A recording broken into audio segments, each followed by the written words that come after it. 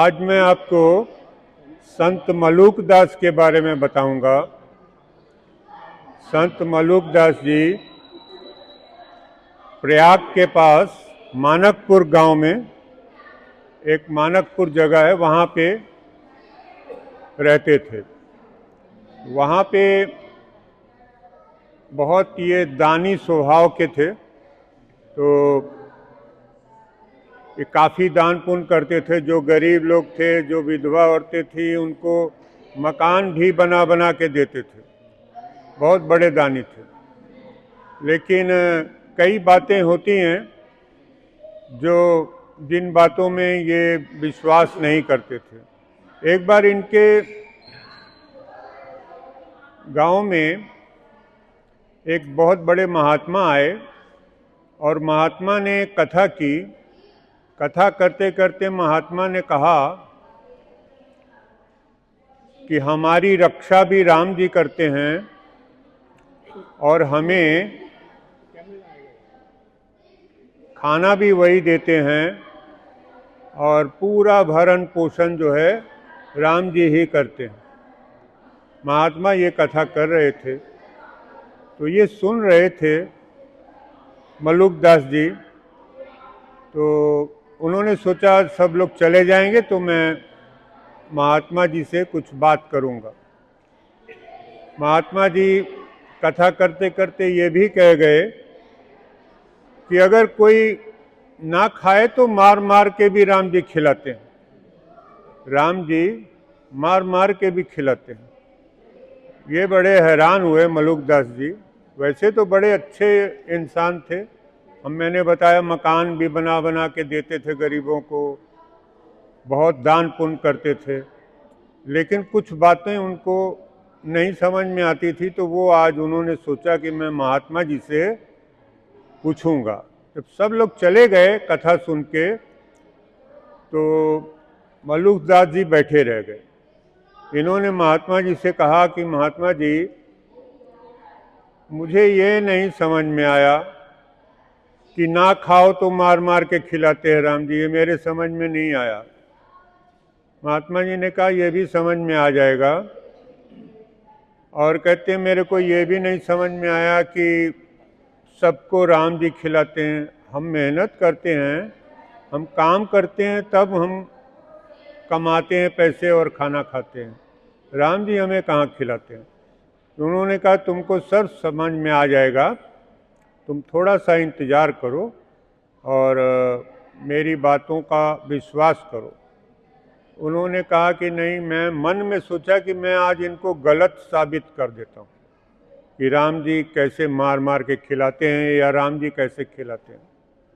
मैं आज इनको गलत साबित कर दूंगा। उन्होंने क्या किया मलूक दास जी ने कि शहर से बाहर, गांव से दूर एक बहुत बड़ा पेड़ था, बरगद का पेड़, उस पे चढ़ के बैठ गए। उन्होंने सोचा इतना ऊपर तो किसी को मैं दिखाई भी नहीं दे रहा, मैं देखता हूँ यहाँ कौन खिलाता है और कौन मेरा भरण पोषण करता है, कौन मुझे मार मार के खिलाता है। आज मैं देखना चाहता हूँ। उन्होंने सोचा यहाँ तक पहुँचेगा ही नहीं कोई। बरगद के पेड़ पे चढ़ के बैठे हुए थे। कुछ समय बीता तो एक बारात उधर से जा रही थी, उसका रास्ता वही था। बारातियों ने देखा कि बरगद के पेड़ के नीचे बहुत अच्छी छांव है, यहीं बैठ के हम लोग भोजन कर लेते हैं। भोजन वो साथ में लाए थे, तो सारे बाराती बैठ गए। पत्तल पे भोजन परोस दिया गया। इतने में एक शेर की दहाड़ सुनाई दी। शेर की आवाज़ सुन के सारे बाराती भाग गए। अब खाना वहीं पड़ा है, ऊपर से देख रहे हैं मलूक दास, खुशबू अच्छी आ रही है, दिल कर रहा है कि मैं भी खा लूं। लेकिन उन्होंने साबित करना था कि राम जी नहीं खिलाते हैं, हम अपनी मेहनत से खाते हैं। अब ये बात उन्होंने साबित करनी थी, तो उन्होंने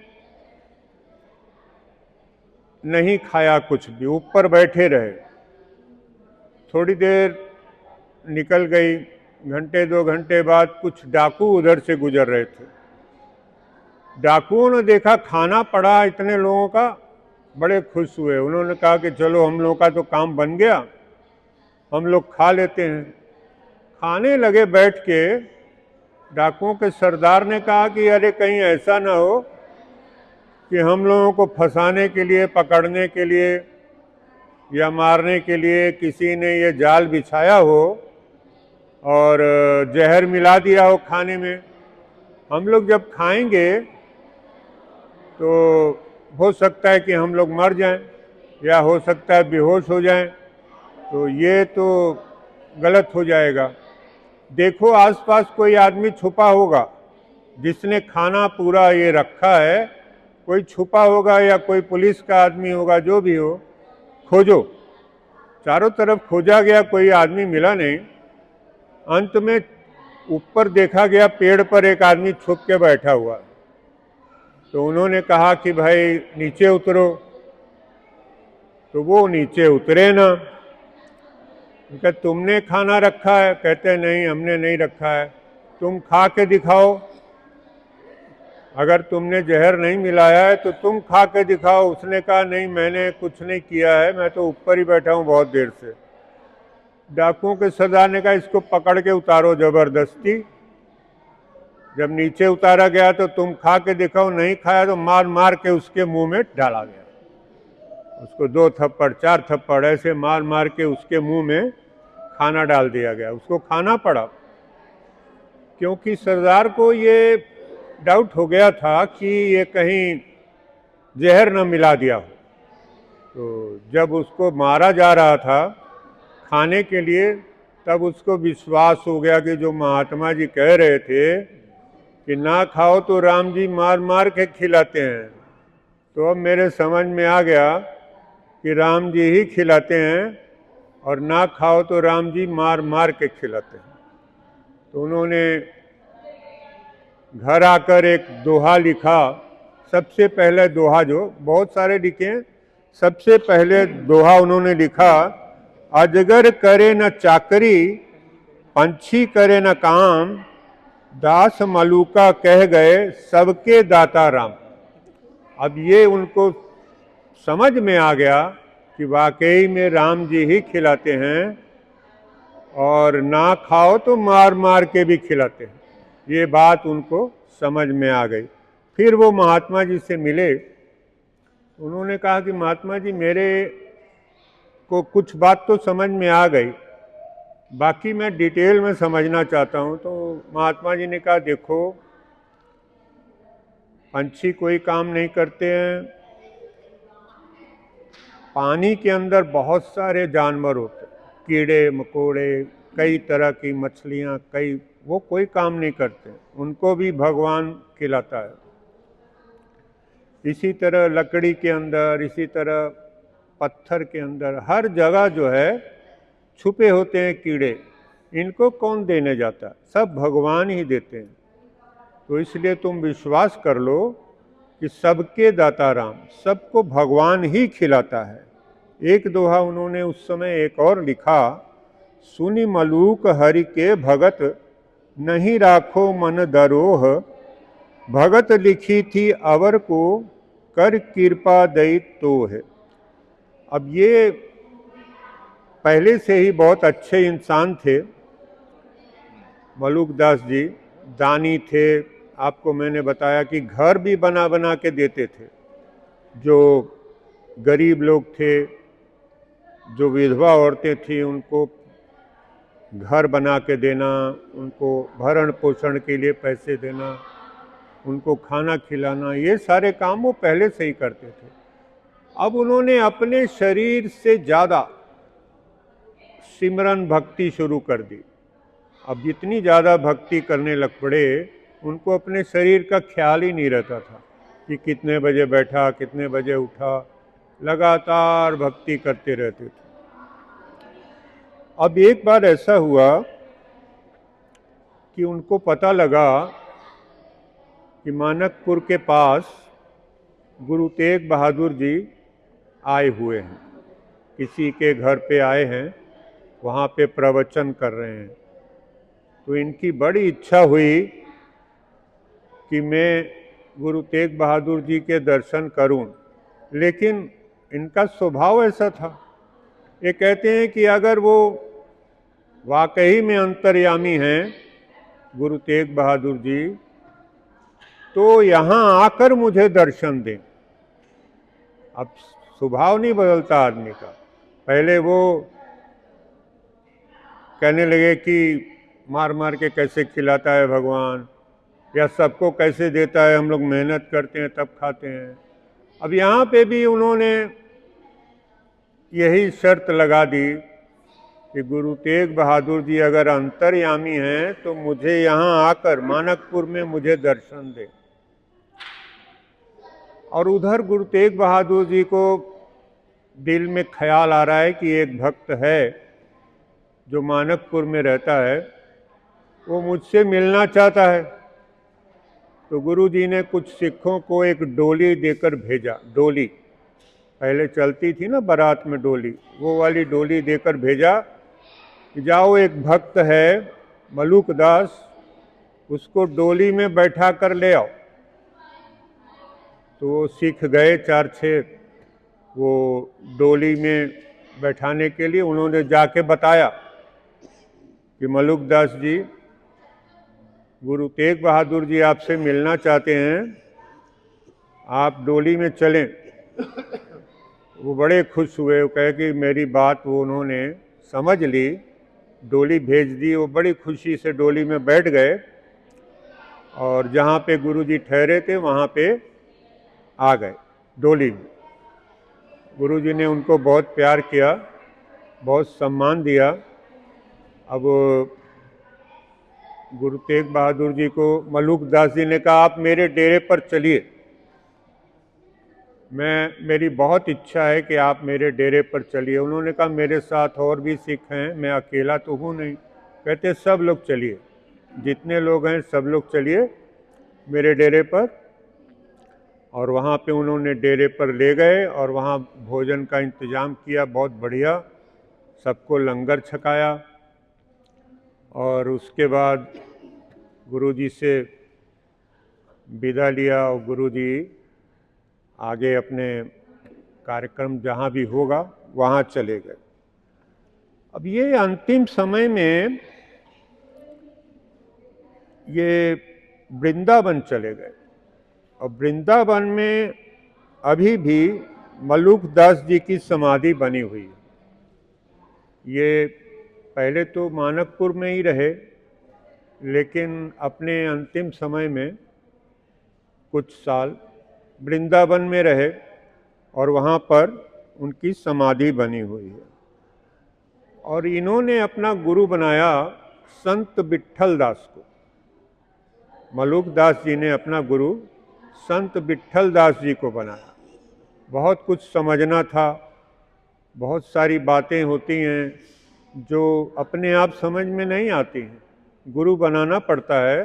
तो गुरु ऐसा बनाना चाहिए कि जो सब कुछ जानता हो, ताकि जब आप पूछें तो आपके हर सवाल का जवाब वो दे सके।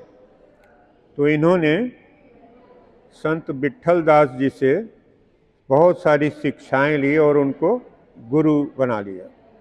अब ये हर समय भजन गाते रहते थे, श्री राम जय जय राम, श्री राम जय जय राम। आप लोग भी साथ में बोल सकते हैं, श्री राम जय जय राम, श्री राम जय जय राम, श्री राम जय जय राम, श्री राम जय जय राम, श्री राम जय जय राम, श्री राम जय जय राम, श्री राम जय जय राम, श्री राम जय जय हर समय जाप करते रहते थे, राम राम राम। अब वो खुद भी जाप करते थे और लोगों को भी कहते थे कि आप लोग भी राम राम, क्योंकि वही भगवान है, वही राम, उसमें कोई फर्क नहीं। और इसी तरह लोगों का जीवन सुधारते थे। उनका जीवन तो खैर शुरू से ही बहुत अच्छा था, जैसे कि मैंने बताया वो शुरू से ही दान पुण्य करते थे और गरीबों को मकान भी बना बना के देते थे। लेकिन कुछ बातें समझने वाली होती हैं जो अपने आप में नहीं समझ में आती। तो उन्होंने महात्मा जी से समझी कि भगवान ही सबको खिलाता है, भगवान ही सबको रोजी रोटी देता है, ना खाओ तो मार मार के भी खिलाता है। ये बातें जो हैं उनको किसी महात्मा ने ही समझाई थी। फिर बाकी की जो बातें हैं वो संत विट्ठल दास जी ने समझा दी उनको। तो इनका जीवन ऐसा बदला कि ये 24 घंटे श्री राम जय जय राम, श्री राम जय जय राम, श्री राम जय जय राम, श्री राम जय जय राम। धन्यवाद, आज इतना ही। हेलो, ये राम जी का भजन आपने सबने बोला, मेरे को भी एक याद आ गया। राम ना विसार बंदे, राम ना विसार बंदे, राम ना विसार रे, राम ना विसार बंदे, राम ना विसार बंदे, राम ना विसार रे। ये जग है एक सुंदर सपना, इस जग में तो हर कोई अपना। ये जग है एक सुंदर सपना, इस जग में तो हर कोई अपना। कर ले तू सबसे प्यार बंदे, कर ले तू सबसे प्यार बंदे, राम ना विसार रे, राम ना विसार बंदे, राम ना विसार बंदे, राम ना विसार रे। जग में फूल खिले हैं रंगीले, सुंदर प्यारे और रसीले। जग में फूल खिले हैं रंगीले, सुंदर प्यारे और रसीले।